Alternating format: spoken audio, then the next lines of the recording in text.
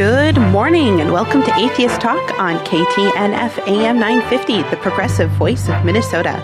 Good morning to all of you joining us locally by radio and streaming online. We appreciate you tuning in. Today is Sunday, November 18th, 2018, and I am your host, Hertzie Hertz. I'm here in studio with Joseph Holmrich and our special guest, Richard Logan. This is an open conversation, and we welcome and encourage listener interaction with your phone calls to 952-946-6205, your emails to radio@mnatheist.org. You can tweet us at @atheisttalk, or check out our Facebook page, Atheist Talk. The phone number is only available when we are live, but you can always email or tweet whether we're live or whether you're listening to this podcast. Humanists have been a longtime ally of atheists, working with us on things like the separation of church and state. Richard, a longtime humanist, is here to talk with us about the views he has and the expertise he carries. All right, Joseph, Richard, good morning and welcome to Atheist Talk. Good morning, thank you. Morning, Hertzie. All right, Joseph, I know that you were scribbling like this whole time I was talking, so I know you've got a million good questions. Why don't you go ahead and start? Richard, would you get our audience started this morning by telling a little bit about your background and your professions you've had and how you got to here? Yeah, it's an interesting story. The most recent big event is how we ended up. My wife and I ended up in Minneapolis, and it was the birth of a granddaughter. I'm from back east originally. I went to college back east, but I went to graduate school at the University of Chicago. My undergraduate major was anthropology with an unofficial minor in psychology. My doctorate is in human development. My first teaching experience at the university level was at the University of Nairobi for a couple of years, right out of graduate school. Green young kid. It was an earth-shaking, for me.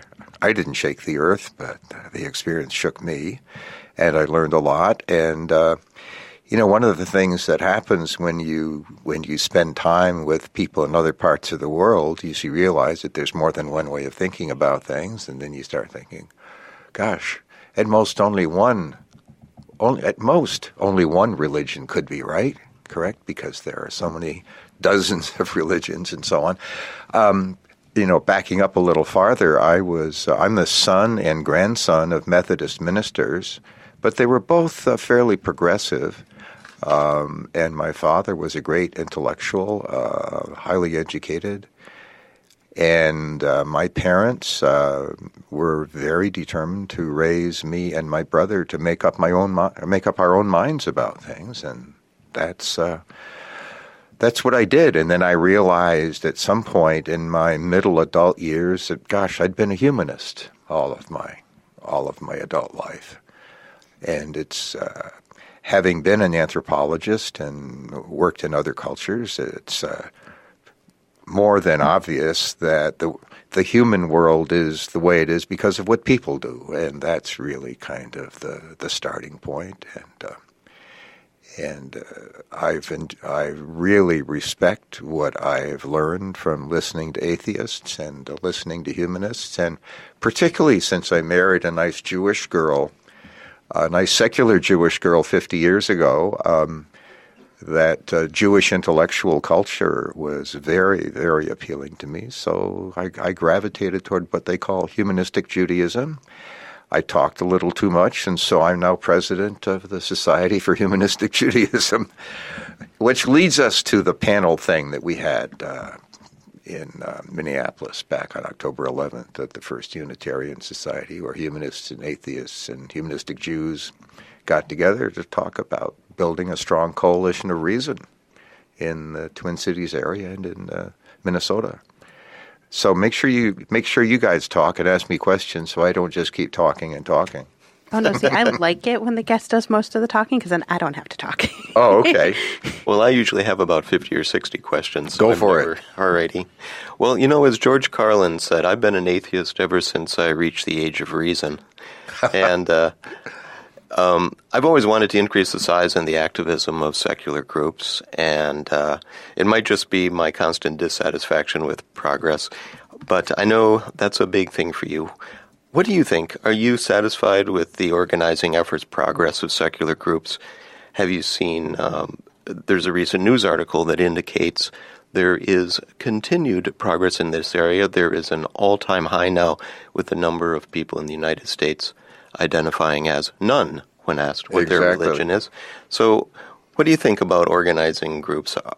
Is there some reason they aren't more successful?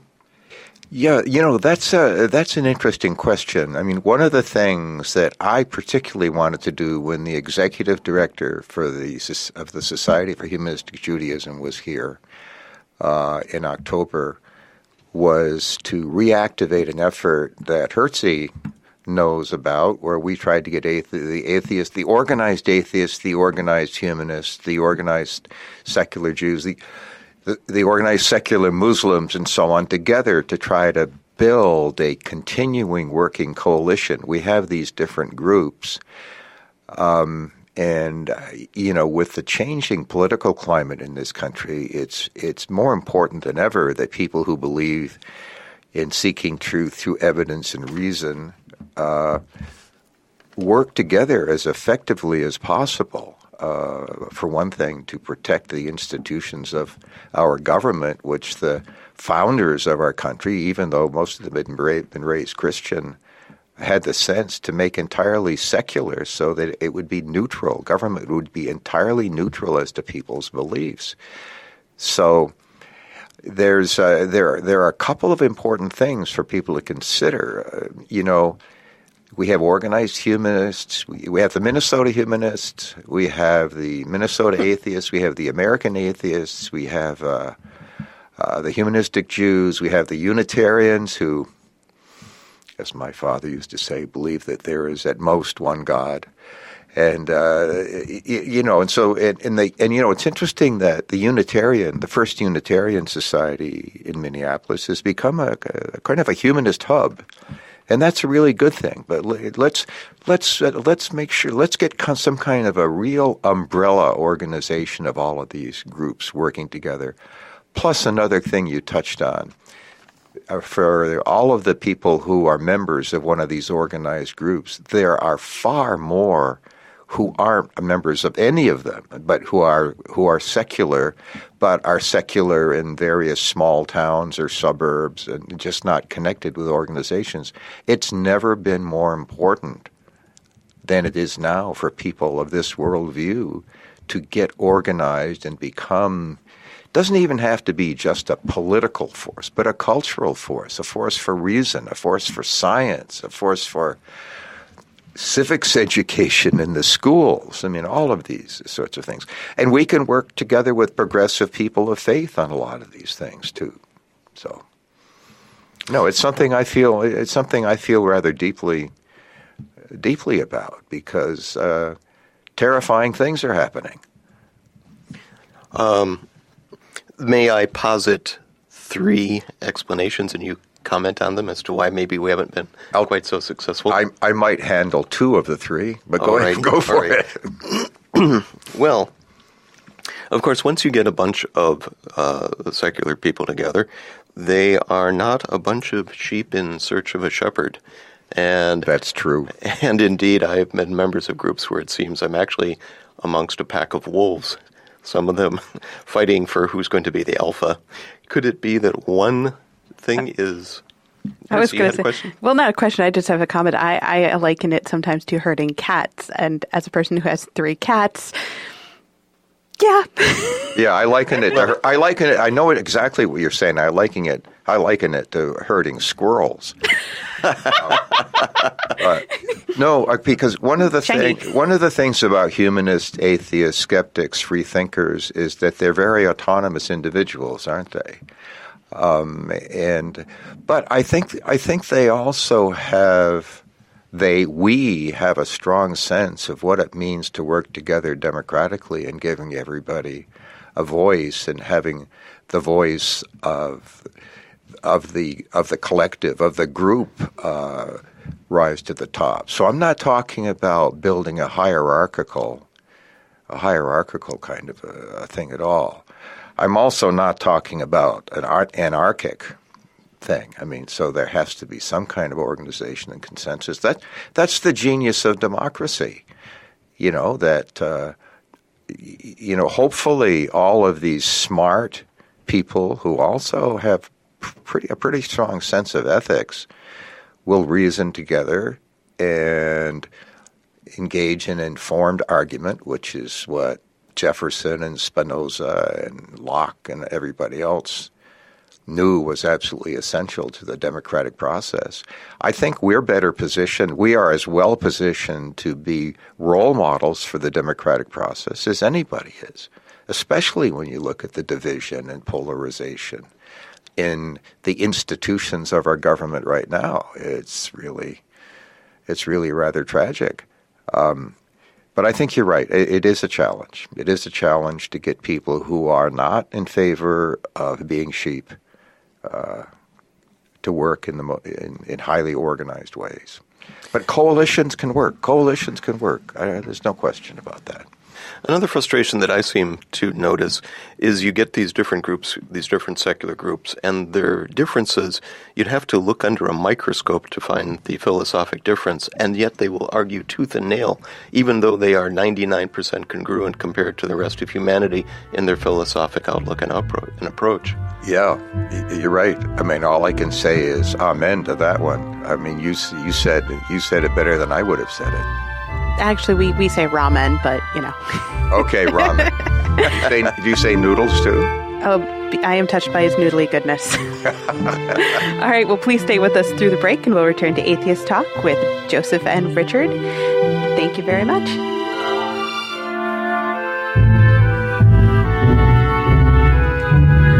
Welcome back to AM 950 KTNF, the progressive voice of Minnesota. You're tuned in to Atheist Talk, and I'm your host, Hertzie Hertz, talking with Joseph and Richard. Atheist Talk is produced with the funding from Minnesota Atheists and Cucumbers Restaurant in Edina, Minnesota. Please consider visiting our sponsors, and if you do, let them know you appreciate and support Atheist Talk, or their support of Atheist Talk. If you would like to advertise on the program and help keep us on the air, please contact us at radio@mnatheist.org.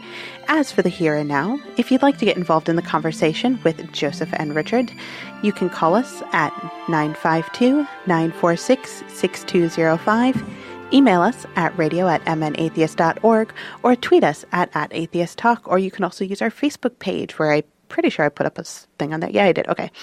Anyways, welcome back, Joseph and Richard. I got to comment that Joseph's being a lot nicer to me than I thought he would. Well, I think we're always nice to our guests. No, I was going to be like, Joseph's always a sweetheart. Yeah, I know. I'm just, it's my radio interview anxiety or something. Oh, but anyway, we were on an interesting thread right there. So yes, please continue your comment. Just before the break, I brought up that I've often been frustrated. I'm a member of many secular groups. Mm-hmm. And I thought, I could probably save a lot on dues if you guys would all just get together. It's been my experience. Yeah, I thought we'd just create one umbrella group called SANE or something like that. But we were discussing that, and I'd like your continued comments on divisions in the secular community along what I consider to be extremely minor philosophic differences. Yeah, I think in the bigger picture of the philosophy of all these different groups, I think you're absolutely right. And I've experienced what you're talking about.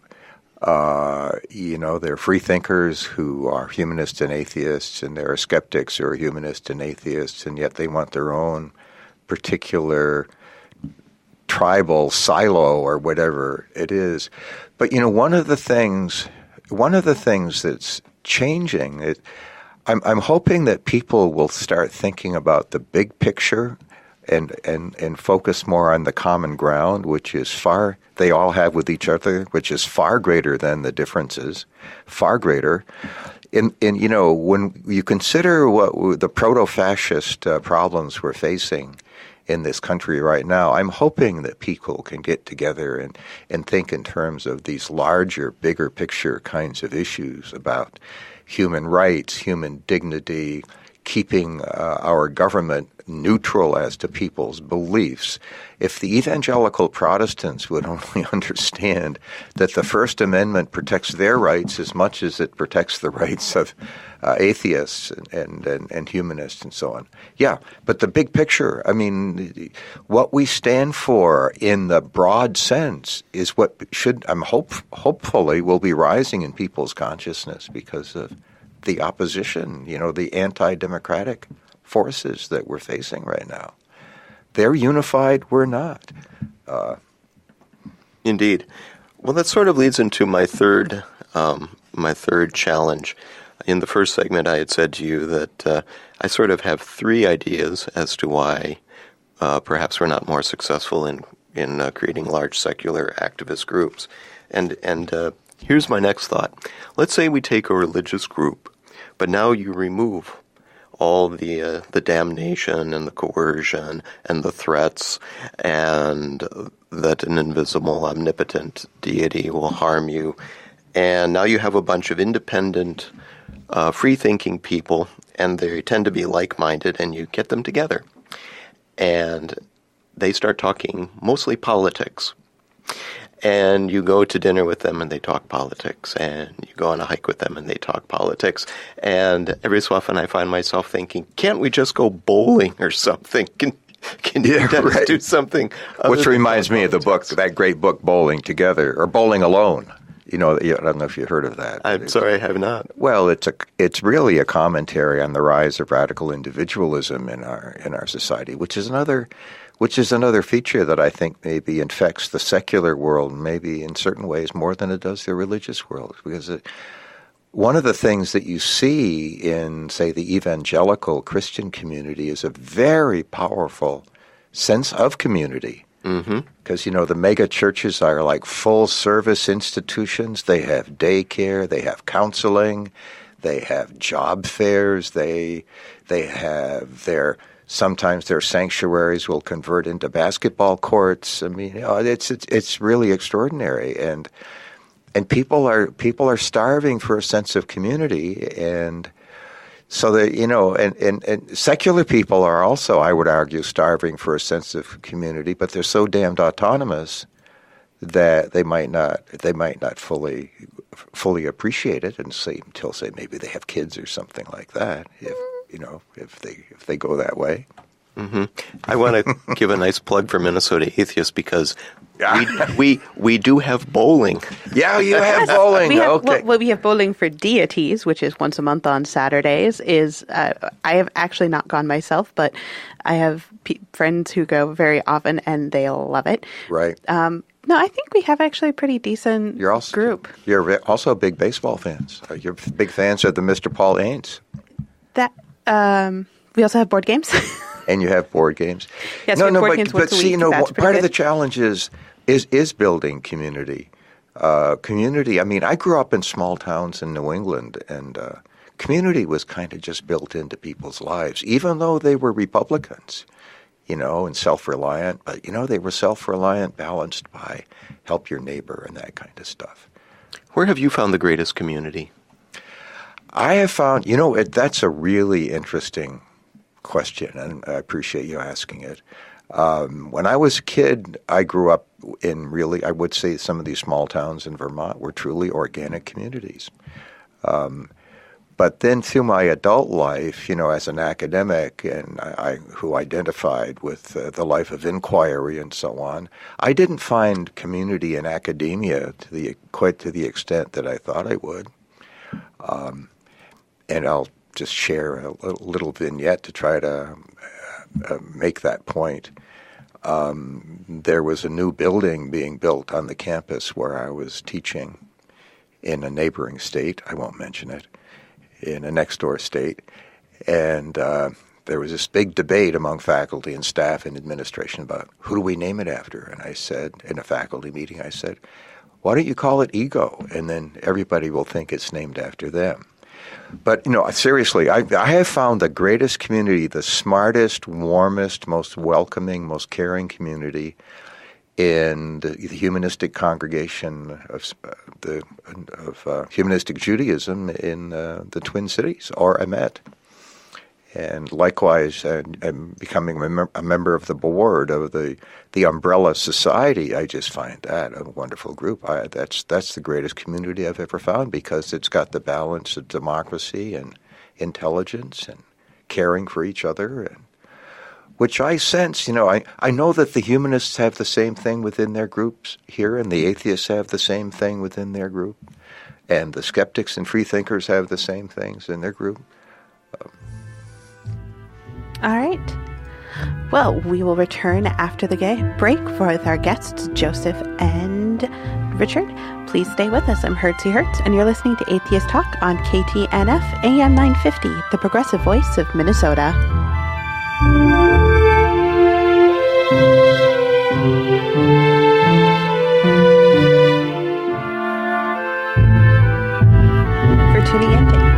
Thank you for tuning in to Atheist Talk on AM 950 KTNF. I'm your host, Hertzie Hertz, and we're having what I would classify as a fascinating conversation with Joseph and Richard.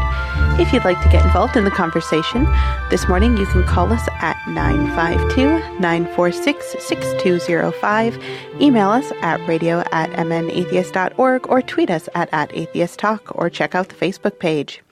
Before we continue our conversation, there's a bit of housekeeping I need to attend to.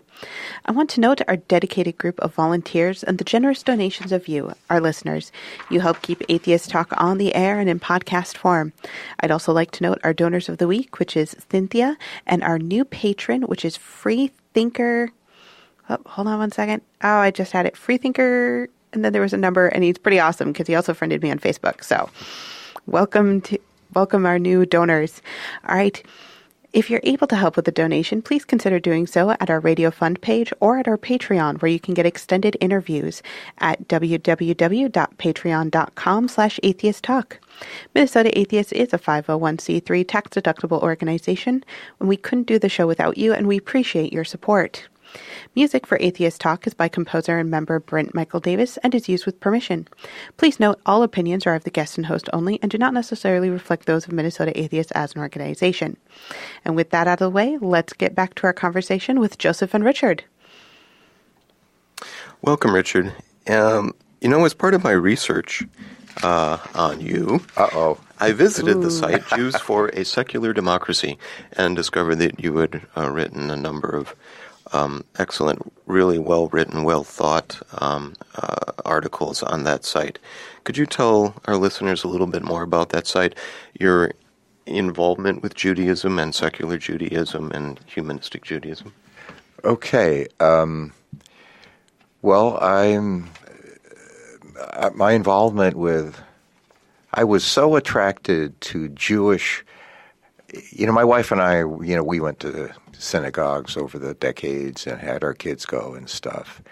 But it gradually began to dawn on me that what attracted me to the world of Judaism wasn't the religion, even though I'd been raised by my Methodist preacher father to respect Judaism as not oppositional to Christianity, but foundational.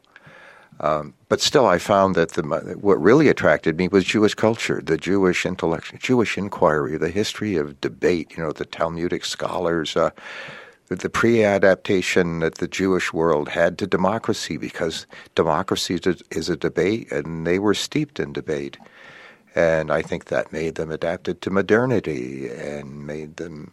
And so I just admired, and I had my roommates in college were all radical Jewish guys from New York, and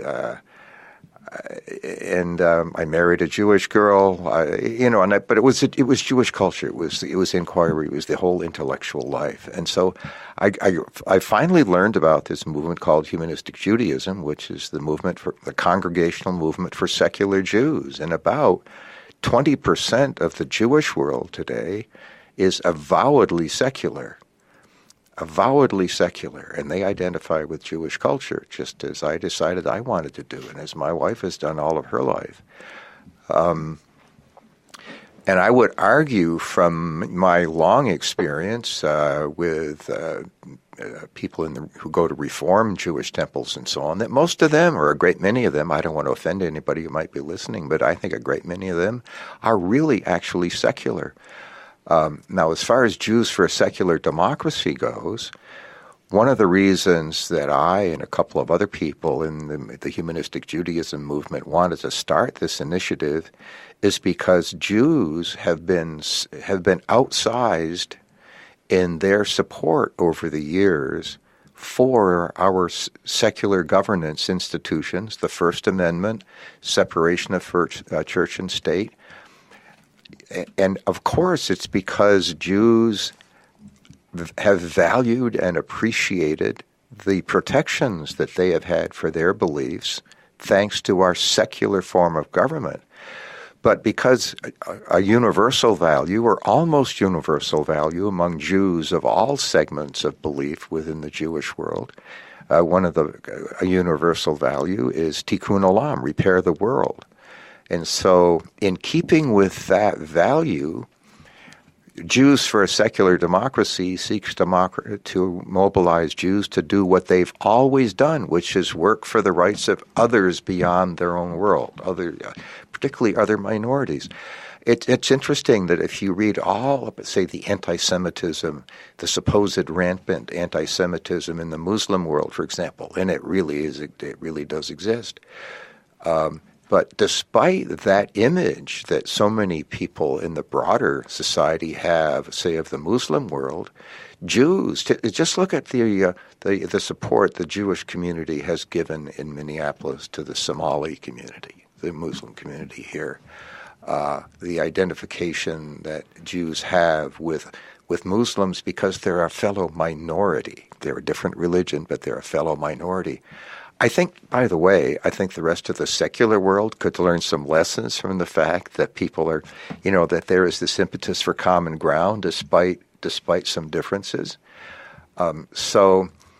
Jews for a Secular Democracy is an initiative by the Society for Humanistic Judaism to organize Jews to work for the First Amendment and separation of church and state, but to do that for everybody. So it's kind of, tikkun olam twice over, if you understand what I'm trying to say. We're working not just for our segment of the Jewish world, but for the entire Jewish world. We're asking the entire Jewish world to work for the rights of everyone, which Jews have a just astonishing record of having done for a long time through the ACLU and the Anti-Defamation League. And one of my heroes, the notorious RBG, Ruth Bader Ginsburg, who really deserves the Defender of Democracy Award, which I think we might engineer to give her. And her minority dissent in the Hobby Lobby case, how on earth, given our tradition and our history of secular governance in this country, how on earth her opinion was not the majority opinion of the Supreme Court? I think it's a shame on the institution of the Supreme Court that it's become so right-leaning and so political. Indeed. You write on the site Jews for a Secular Democracy, and I think you've probably gotten 50% of the way there in what you just said, that Jews are uniquely positioned to support secular democracy. Yeah, because they have spent so many centuries on the margins of so many societies, shunted aside, discriminated against, oppressed, and worse, and they've never lived under a system of government where there was protection of their rights, and which is one of the reasons they're so highly motivated. Another thing that's interesting is empathy.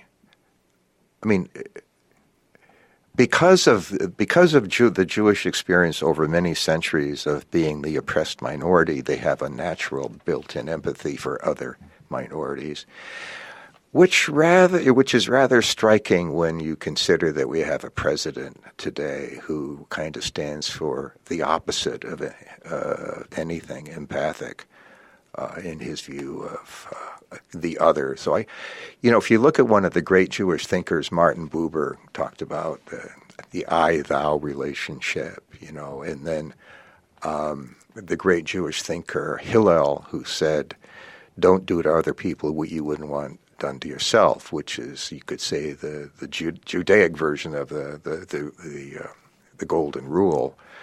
But the golden rule is also stated in another way by the great Jewish philosopher, also secular, Baruch Spinoza, talked about the categorical imperative, which is a way of talking about ethics derived from reason rather than from some holy place up in the sky.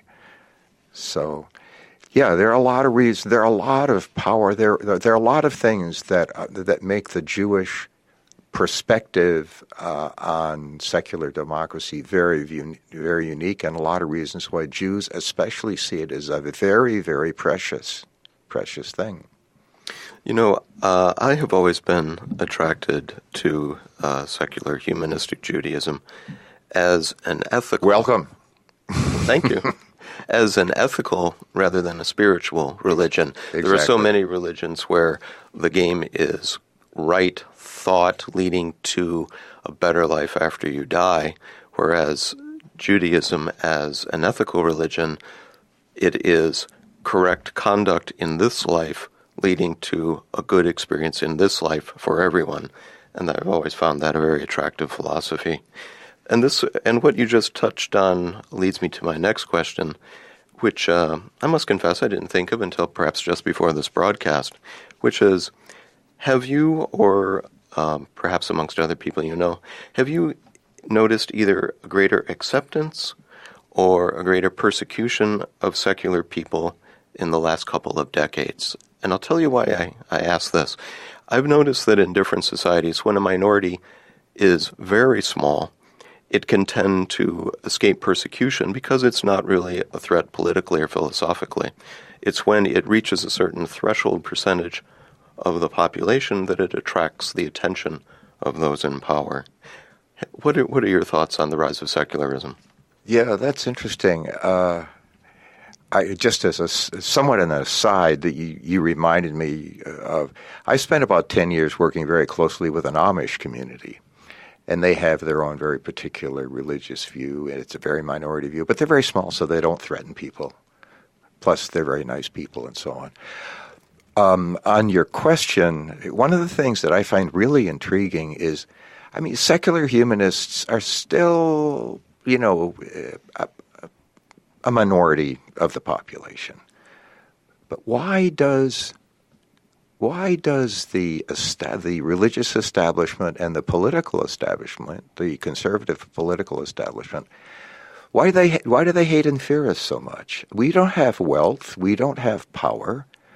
What we do have is logic and reason, and what we do have, thanks to our secular form of government, because we are so at home with logic and reason and evidence-based decision making, we do have the ability to win lawsuits in courts and so on. But otherwise, why are we feared so much? And so I have to, as a psychologist, I have to wonder what kind of deep insecurities do some of these people of faith have? For centuries, people of faith have argued about doubt. Well, I wonder, is doubt still alive and well in parts of the underbelly of the religious world? Yeah. Actually, there's a podcaster who I listen to who kind of went into that where, the biggest fears they have are things like, equality of the LGBT community and such. And equality of women. Yeah. And it's one of those, it's like, that's their biggest fears. He went into it. I can't remember all of it, but we do actually have to go into our break before our final segment with Richard. So stay with us, and you're on AM 950 KTNF, the progressive voice of Minnesota.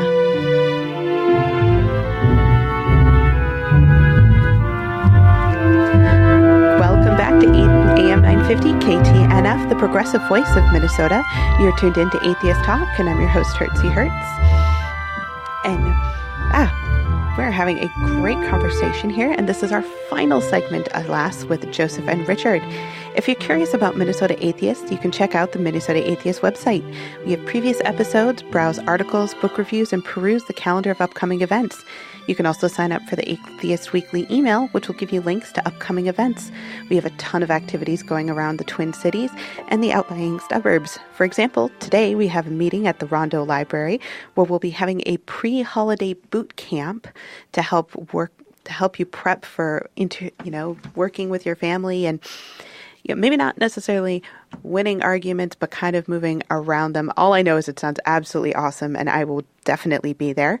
We'll also have the Winter Solstice Party on December 15th, where we'll have previous guest David Gummett performing.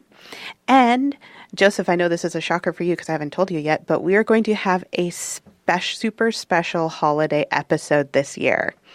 Yay! Yes, so keep an eye on the Facebook, the Twitter, and Joseph, keep an eye on your email for more details about this. And anybody else who's a volunteer listening, I'm probably surprising you too, ish, except for a couple. Anyways, but I am super excited about this idea that we are putting together for the holidays, especially because, as many of you know, I'm not necessarily a holiday person. We do have a caller. We have Jim from Minneapolis on the line. Jim, welcome to Atheist Talk. Good morning. I was thinking about what Richard was just saying about how secular people, being a small part of the population, still draw a lot of ire. And I think it's because, now these are all good things that we do, but I think for the most part, they started hearing about us when we'd file court cases against things like In God We Trust, prayer in school, and what we're doing from their viewpoint is attacking symbols. And symbols are not logic. Symbols get right to a person's heart. And so the reaction is always going to be stronger than just somebody saying, I disagree. I don't know. What do you think? Well, that's a very, very thoughtful observation. And people, like you're saying, they endow symbols with a lot of emotional meaning, and they feel that they represent the nation. It's interesting that the nation.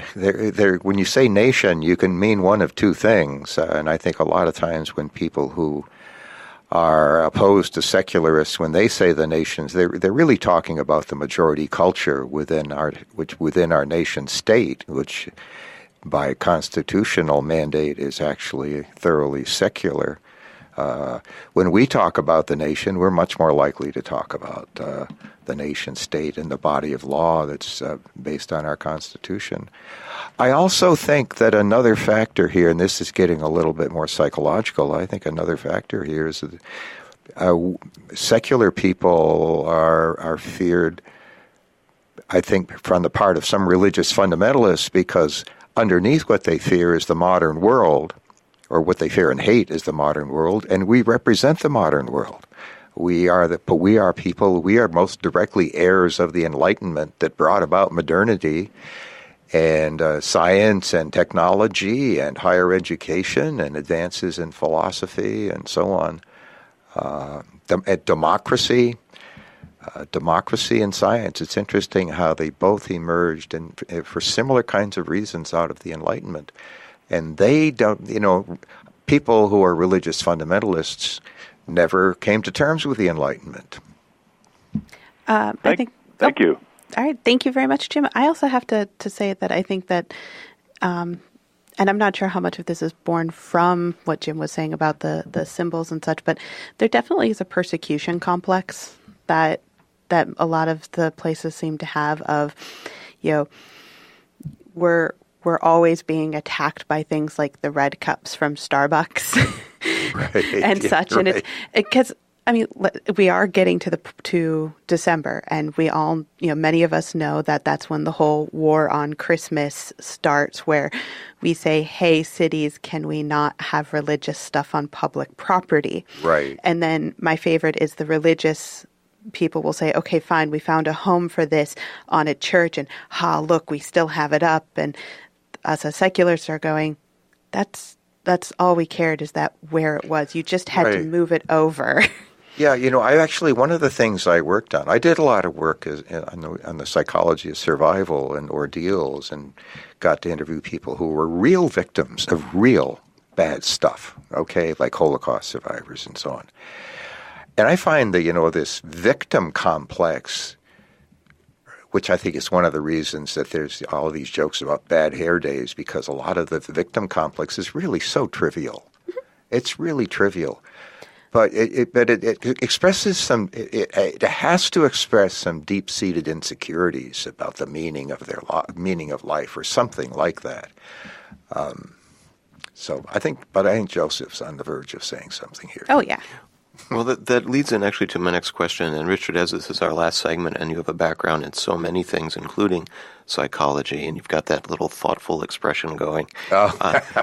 And you have studied. I have a great face for radio. Okay. Don't we all? Well, you have studied religious fundamentalism. What should we, as a secular people, currently living in a secular society with secular government, understand about extremist religion that maybe, because of our mindset, we can't understand or we don't get yet? Oh gosh, I guess I'd repeat. I'd say again, that it's a reaction against the modern world. A lot of these people, people of faith, their sense of identity is a pre-Enlightenment one, and what an anthropologist might call, it's all about identifying with people who are our kind and so on. And that's what an anthropologist would call a tribal identity. But I think, not to just do a negative thing with them. I think we can learn from the religious fundamentalists. We can learn some things about getting organized, because they are tremendously organized, and they do use symbols and so on. The problem is they appeal to people's desire to deal with the world in more general kinds of terms, and not deal with specifics and particulars. I would say that they tell people, they let people not have the inconvenient truth. I think that's and let's be honest, they lie. That's a lot. They lie. I mean, because they lie a lot, and if you look at the hypocrisy on the part of an appalling number of TV evangelists and so on, and when you find what they've been covering up in their lives. But if we're coming to the end here, I want to thank both of you. Hertzie, pleasure to see you again, and Joseph, thank you for doing the research and asking such sharp questions. Appreciate it very much. Thank you for appearing on our show. Yes. Love to come back. Oh, yes. Next week will be another great episode, so join us then. Signing off. Have a wonderful day.